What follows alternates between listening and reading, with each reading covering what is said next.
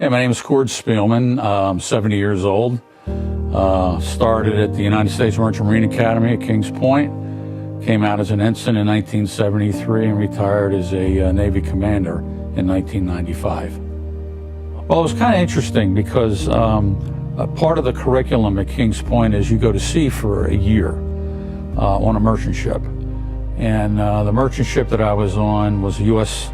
Lines vessel called the Pioneer Commander. It was a Challenger 1 hatch cargo ship. And we went to Sunny Point, North Carolina to load ammunition to take to Vietnam, both at Da Nang and Cam Ranh Bay.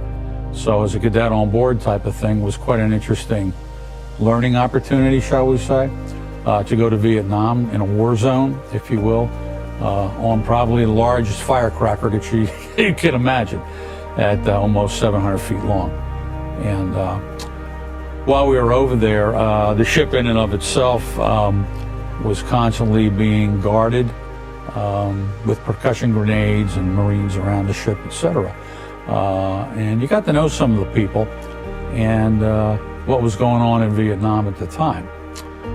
I'm sorry to say, once I came home, the reception from some of my neighbors was less than Christian.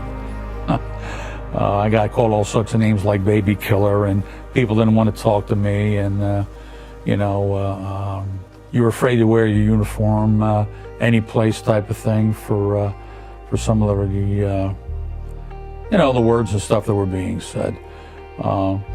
In Vietnam, it was an interesting scenario because you really didn't know who your enemy was. Your enemy could be an 8-year-old kid with percussion grenades and grenades across his chest walking towards the ship.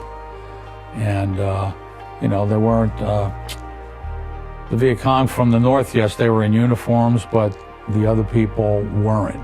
Okay? It was kind of the first look at more of a terroristic type of engagement.